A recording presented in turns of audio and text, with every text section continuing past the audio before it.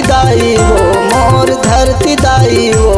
सके भार के बोहैया दाई धरती दाई वो सके भार के बोहैया दाई धरती दाई वो मोर धरती दाई वो मोर धरती दाई वो सके भार के बोहैया दाई धरती दाई वो सके भार के बोहैया दाई धरती दाई वो।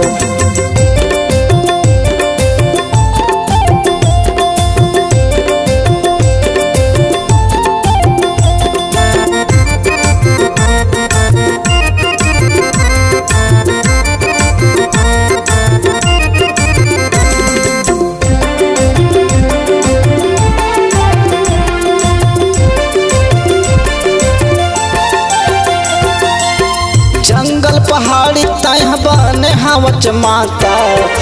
इंद्रा भलव के आधार वो बघवा भलव के आधार हो कल जुग आगे ता देव तमन लुका गे माता मानो दान के बाजार वो मानो दान के बाजार वो सबो ज्ञान के देवैया दाई वो भारत माई सबके ज्ञान के देवैया दाई वो भारत माई मोर धरती दाई वो मोर धरती दाई वो सके भार के बोहैया दाई धरती दाई वो सके भार के बोहैया दाई धरती दाई वो।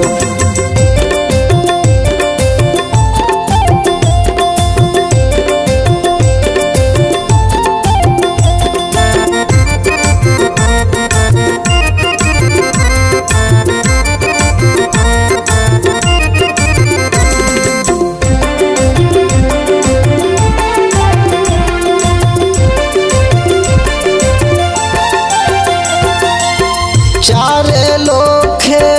14 भुवन के बने माता संसार वो बने माता संसार वो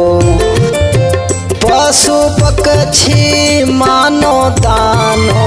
कोरक बने हैं आधार वो कोरक बने हैं आधार वो पालन पोषण के करैया दाई वो धरती दाई पालन पोषण के करैया दाई वो धरती दाई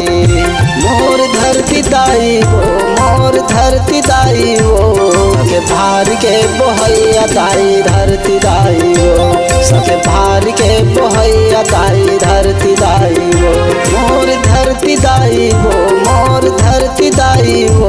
सके भार के बोहैया दाई धरती दाई वो सके भार के बोहैया दाई धरती दाई वो तैं गाँव के रखैया दाई महामाई वो तैं गाँव के रखैया दाई महामाई वो।